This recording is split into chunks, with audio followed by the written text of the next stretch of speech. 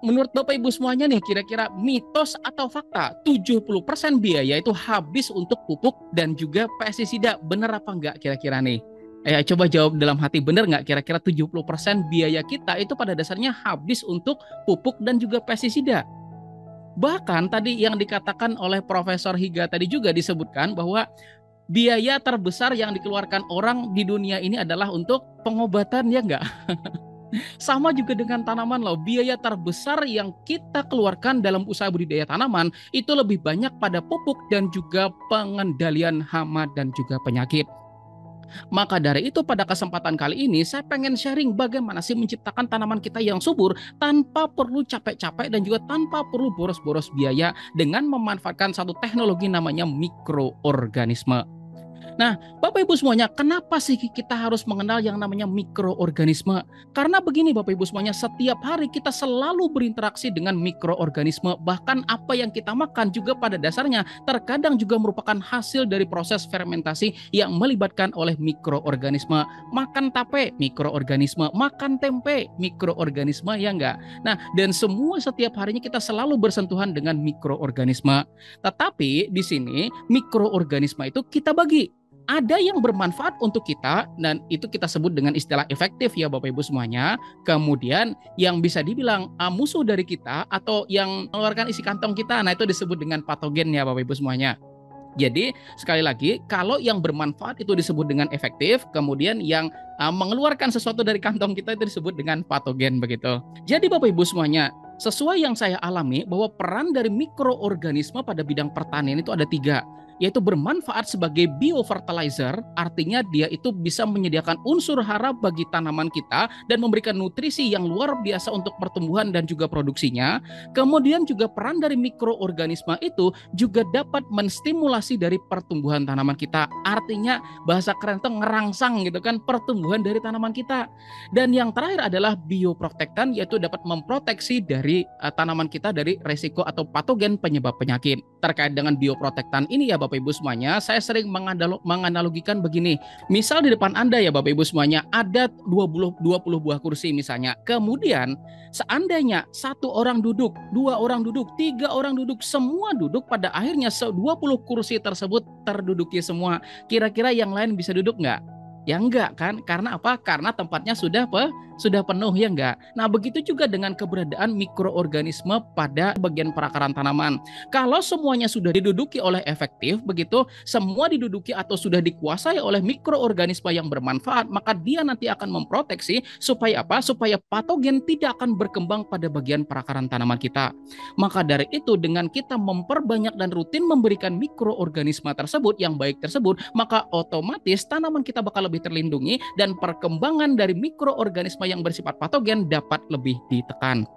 Di sini ada yang namanya IM4 yang berperan sebagai bioaktivator, di mana ternyata IM4 itu bakalan tambah luar biasa kalau kita lakukan namanya aktivasi dengan rumus 1, 1, dan juga 18, di mana IM4 sendiri itu porsinya adalah 1, kemudian gula itu porsinya adalah 1, kemudian air karbohidrat itu 18 porsi. Nah, jadi Bapak Ibu semuanya, maksudnya kayak gini, misal kita mau mengaktifasi IM4 itu sendiri sebanyak, misal ya IM4 kayak gini kita punya 100 ml. Nah, maka kita bisa tambahkan gula sebanyak 100 ml, kemudian kita bisa tambahkan air karbohidrat sebanyak 1800 ml begitu. Dengan harapan nanti mikroorganisme dari IM4 ini bakalan aktif sehingga yang tadinya masih dorman atau istilahnya masih tidur gitu kan, ketika disuruh kerja dia udah punya makanan gitu, udah kuat gitu ya Bapak Ibu semuanya. Sehingga nanti ketika kita aplikasikan ke lahan, dia bakal lebih dahsyat lagi dalam merombak bahan organik menjadi unsur hara bagi tanaman kita. Dan ini Bapak Ibu semuanya, 1, 1, dan juga 18 ini merupakan rumus yang pada dasarnya adalah standar untuk mengaktifasi dari IM4 sendiri, yaitu satu bagian adalah IM4-nya, satu bagian adalah gula, dan 18 bagian adalah air karbohidrat. Dan air karbohidrat sendiri itu boleh misalnya air cucian beras silakan. Kemudian air rebusan kentang silakan.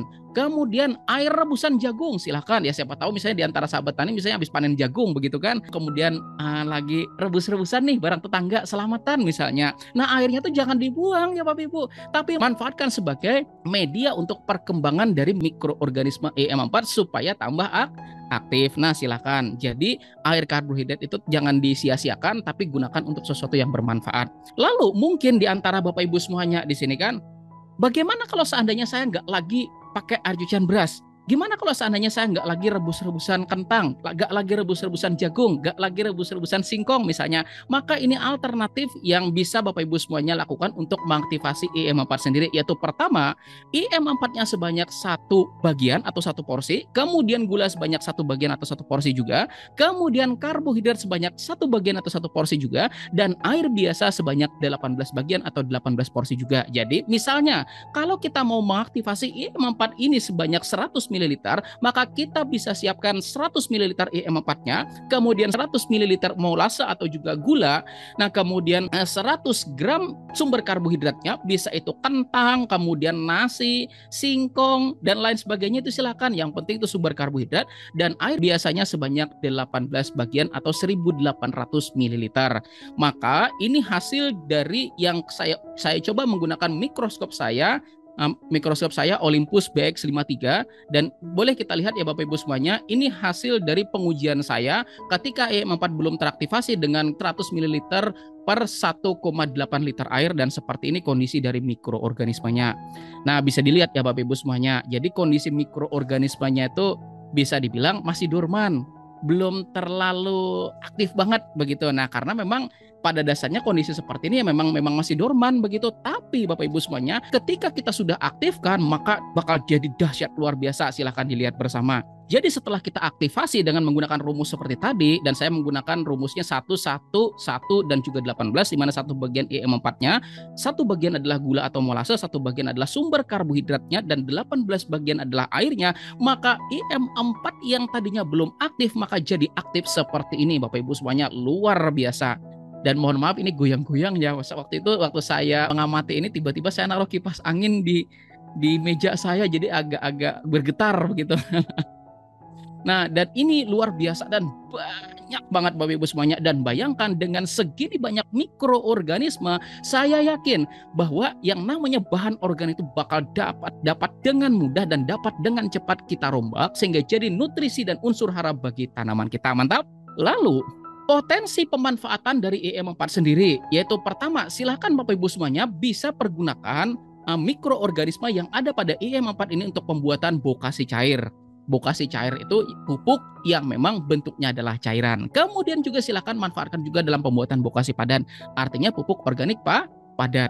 Kemudian juga silakan bisa juga digunakan sebagai pestisida organik, di mana nanti pestisida tersebut bisa melawan patogen penyebab penyakit, tetapi tidak melawan dari efektif yang memang bisa membantu kita untuk menyuburkan tanaman. Dan lagi juga kita bisa pergunakan sebagai microbial solution. Artinya misal nih Bapak Ibu semuanya, di lahan Anda punya banyak banget bahan organik, daripada kita biarkan begitu aja, maka silahkan siramkan microbial solution tersebut. Supaya apa? Supaya lahan kita itu lebih cepat dirombak bahan organiknya, sehingga jadi nutrisi yang bermanfaat bagi tanaman kita. Ini Bapak Ibu semuanya data yang saya peroleh dari pengalaman saya pribadi begitu. Jadi Bapak Ibu semuanya, tadi kan bagi Anda yang mengikuti dari awal, saya sudah tampilkan kepada Anda semuanya bahwa saya punya tanaman dengan luasan 2.500 meter persegi. Dan percaya tidak percaya Bapak Ibu semuanya, saya nol sama sekali menggunakan pupuk kandang. Serius, nol pupuk kandang. Loh kok bisa gitu kan, nol pupuk kandang ya enggak? Maka saya jawab karena di sini itu pupuk kandang naik terus. Jadi ya Bapak Ibu semuanya, 2 tahun yang lalu pupuk kandang di tempat kami harganya 15.000 per karungnya. Tapi yang namanya hukum ekonomi ya enggak? Hukum ekonomi itu kan berlaku bahwa ketika permintaan banyak, permintaan besar ya kan? Ketika permintaan banyak, permintaan besar, maka harganya jadi naik. Dan itu yang terjadi di tempat kami ya Bapak Ibu semuanya, kebutuhan pupuk kandang gila-gilaan luar biasa gitu kan. Akhirnya saya mikir gitu kan, daripada nanti saya beli kemudian nanti 2 tahun lagi naik lagi selawe misalnya, 2 tahun lagi naik lagi jadi 30, ya kapan kita untungnya ya enggak? Nah, gitu aja terus, naik aja terus biaya produksi. Maka dari itu kita harus berpikir bagaimana caranya agar bisa menekan biaya produksi seminimal mungkin. Maka Bapak Ibu semuanya, pada lahan yang saya miliki itu saya tidak sama sekali menggunakan yang namanya pupuk kandang sebagai dasaran, tapi kami menggunakan namanya bokasi atau biasa kita sebut dengan pupuk organik padat begitu. Dan perbandingannya Bapak Ibu semuanya, misal kita membutuhkan 25 karung pupuk kandang, ya kan? 25 karung. Anggaplah sekarang tuh harganya 20.000 ya enggak? 20.000 kali 25 berapa? Ya 500 ya enggak? Tapi bayangin kalau kita menggunakan pupuk organik padat begitu atau bokasi yang kita bisa bikin dari limbah-limbah yang enggak terpakai. Misalnya contoh nih, kita atau tetangga kita habis panen banyak ketumpuk jerami. Dan biasalah petani gitu kan kalau ada ya ditumpuk begitu aja, bahkan ada yang kadang tangannya gatel gitu kan, ambil korek api, cos ya enggak, kemudian kebakar. Padahal sebetulnya kita sudah membuang potensi yang luar biasa untuk penyuburan tanah dan juga lahan pertanian kita begitu. Dan faktanya lagi menurut BPSI bahwa pada dasarnya yang namanya kompos atau pupuk organik padat atau bokasi yang dibuat dari bahan namanya jerami itu memiliki sumber nitrogen, fosfor, dan kalium yang sangat-sangat tinggi, yang pastinya jadi sumber daya yang bermanfaat untuk suburkan tanah pertanian kita. Jadi begini Bapak Ibu semuanya perbandingannya, dan itu yang saya rasakan. Bayangkan coba dengan kita bisa menekan Rp500.000, minimal Rp500.000 kita sudah bisa hemat dan nanti kita bisa simpan sebagai cadangan. Dan kemudian ya Bapak Ibu semuanya, pupuk susulan, bagaimana sih perbandingannya? Ini yang saya rasakan juga ya Bapak Ibu semuanya. Saya setiap 1 minggu sekali itu pasti melakukan pemupukan. Ya kalau memang darurat gitu kan kita 5 hari sekali pemupukan. Dan pada saat pemupukan susulan kalau kita menggunakan full sintetis, maka kita membutuhkan anggap misalnya NPK ya kan.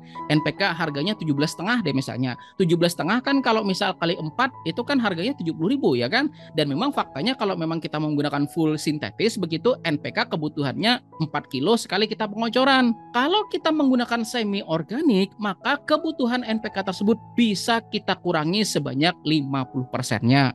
Artinya yang tadinya 70.000 kita kurangi jadi berapa? 35.000, dan 10.000 kita anggap misalnya penggunaan EM4, kemudian ya anggap kayak beli air kelapa begitu. Padahal faktanya gratis juga sih. Nah, jadi dengan 70.000 gitu, kalau kita menggunakan full sintetis bisa turun menjadi 45.000 saja. Dan lagi Bapak Ibu semuanya, kalau kita mau full organik ternyata luar biasa lagi penurunannya. Apa? Yang tadinya semula full sintetis 70.000, kemudian semi organik 45.000, dan ketika full organik itu cuma 20.000.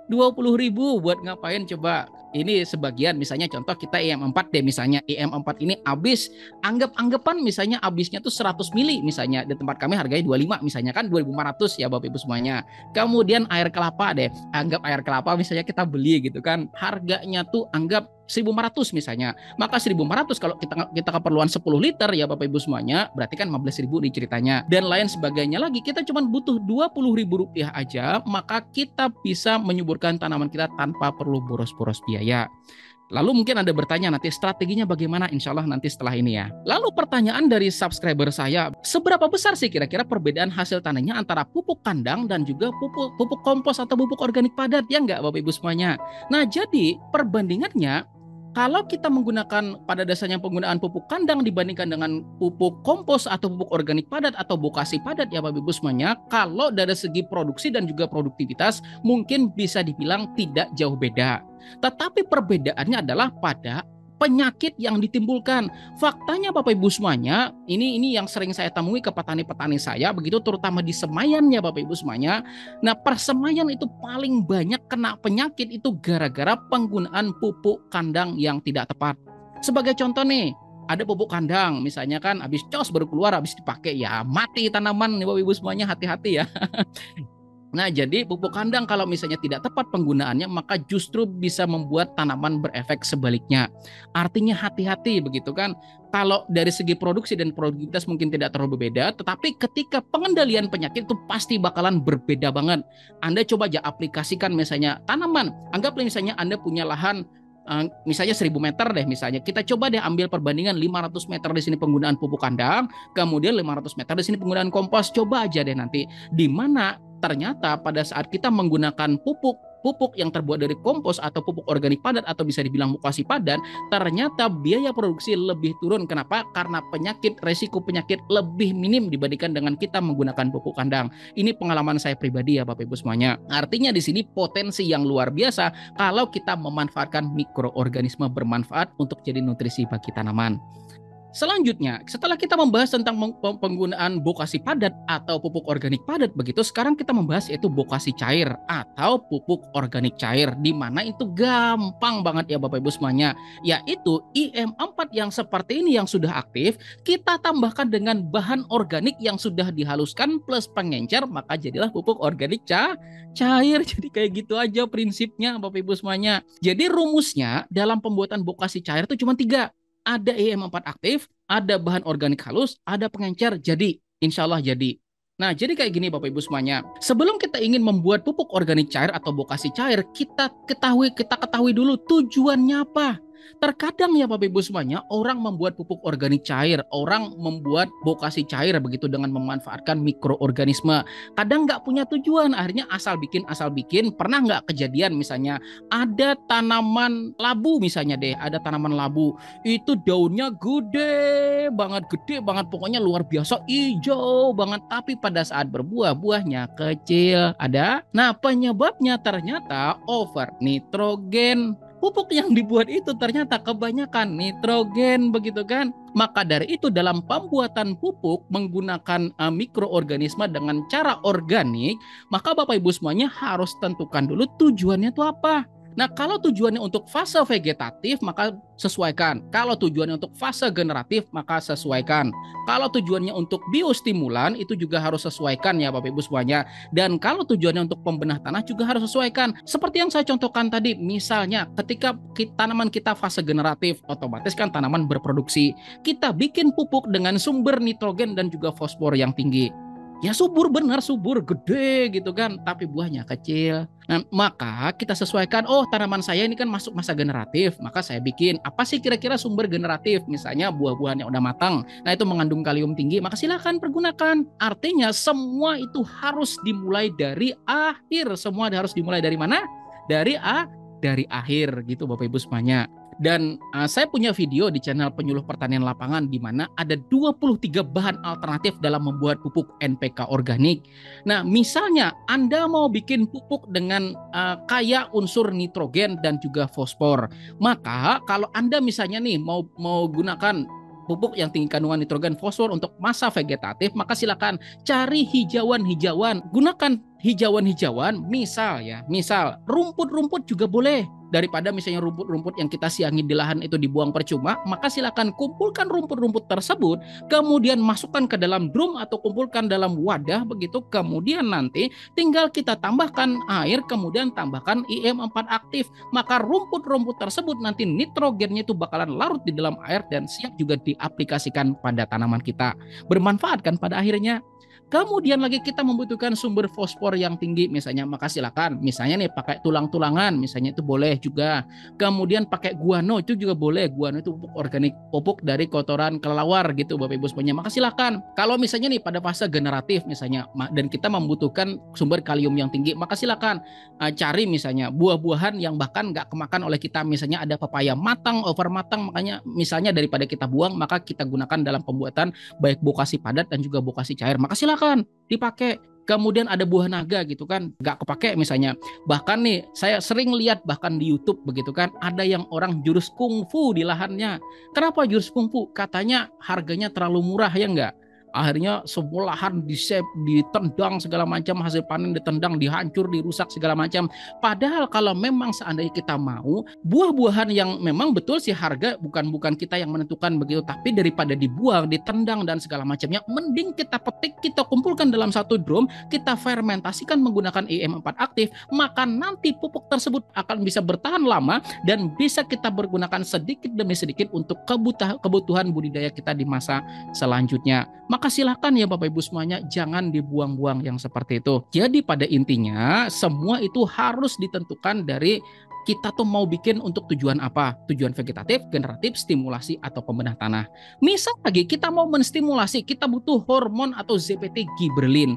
Maka silakan keliling-keliling gitu kan, cari rebung bambu. Nah, rebung bambu juga memiliki hormon namanya giberelin.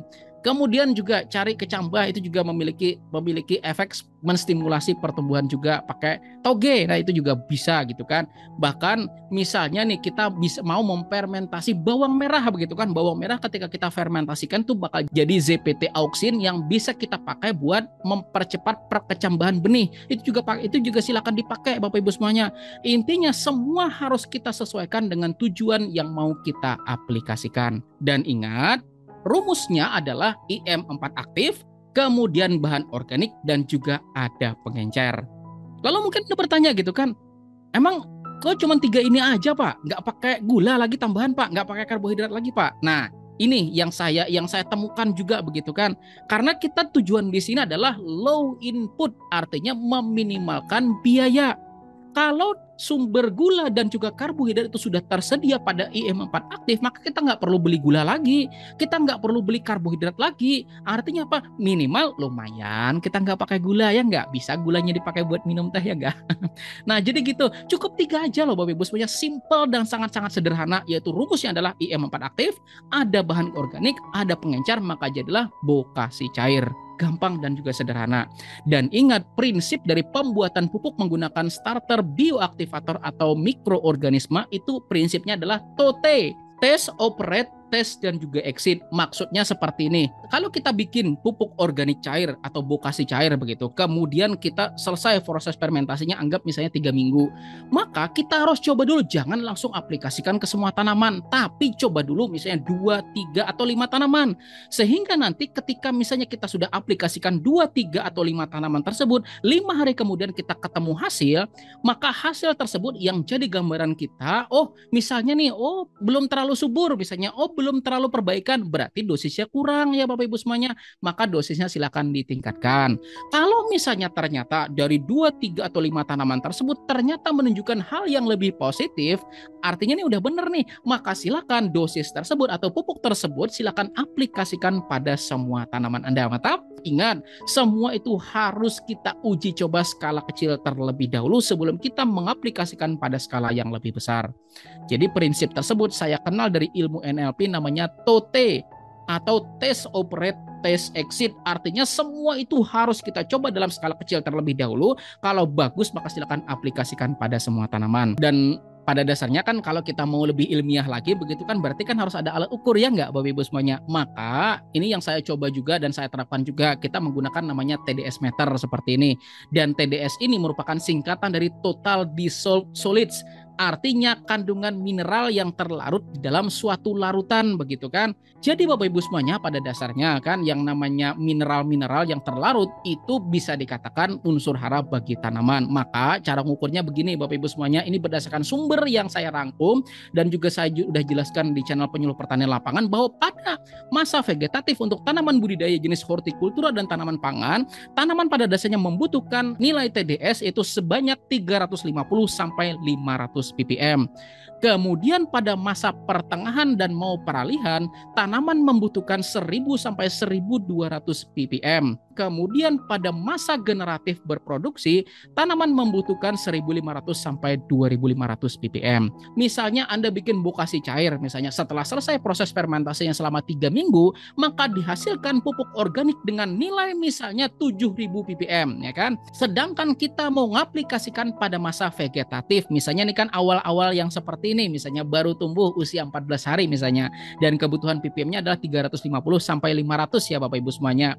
Maka tinggal kita sesuaikan, kita dapat TDS misalnya nilainya 7000, maka 7000 untuk turun menjadi 350 bisa kita encerkan dengan perbandingan 1:20. Artinya 1 bagian adalah pupuknya atau rombakan dari mikroorganisme tadi, hasil rombakan bahan organik dari mikroorganisme tadi itu sebanyak 1 bagian dan diencerkan dengan air sebanyak 20 bagian, maka insya Allah nilai ppm-nya itu kurang lebih antara 350 sampai 500 tergantung dari air baku di tempat Bapak Ibu semuanya. Jadi sederhana seperti itu ya cara menentukan dosis pupuk organik cair, itu berdasarkan pengalaman saya pribadi. Dan kalau misalnya lagi nih, kalau misalnya tanaman kita udah masa pertengahan nih, dan kita tahu bahwa nilai ppm yang dibutuhkan itu misalnya 800 apa 1000 misalnya, anggap 800 ya misalnya Bapak Ibu semuanya. Dan kita dapat nilai TDS pupuk organik cair kita atau bokasi cair kita misalnya nih 7.000. Maka kalau 7.000, kalau kita mau mengencerkan untuk dapat 800 ppm dan dengan anggap misalnya air bakunya 100 ppm, maka kita bisa encerkan dengan perbandingan 1:10, di mana 1 bagian adalah pupuk organik cairnya atau bokasi cairnya dan 10 bagian ini adalah air pengencernya, maka insya Allah nilai ppm-nya berkisar antara 800-an. Dan insya Allah nanti pertumbuhan tanaman pasti bakalan luar biasa karena kita sesuaikan. Dan faktanya banyak banget petani yang nggak ngukur gitu kan. Sehingga dibilang, wah pupuk organikku gagal. Wah pupuk organik cuman hoax. Wah pupuk organik omong kosong katanya. Ternyata apa? Dosisnya nggak sesuai. Artinya kalau kita mau main organik, mau main bahan organik yang didekomposisi atau difermentasi menggunakan starter bioaktivator misalnya EM4, maka semua itu harus terukur. Dan di sini Bapak Ibu semuanya, kenapa saya bilang pengujian TDS itu cukup akurat, meskipun nggak seakurat uji lab ya Bapak Ibu semuanya, karena petani saya pernah menguji begitu kan suatu kandungan pupuk dengan nilai pengenceran 10 ml per 1 liter air, artinya 1% ya Bapak Ibu semuanya, larutan 1%. Ternyata dengan larutan 1% setelah diukur menggunakan TDS meter, itu nilainya adalah 1.300-an ppm. Dan ternyata setelah dimasukkan ke laboratorium, hasilnya adalah nitrogennya itu sebanyak 6,61%, kemudian fosfor atau P2O5 atau fosfatnya adalah 5,25, dan kaliumnya adalah 1,13. Dan kalau semua mineral itu ditotal-totalkan, maka dapatnya 12,99. Dan kalau kita ukur menggunakan TDS meter kita tadi kan 13 ya Bapak Ibu semuanya, artinya mirip-mirip.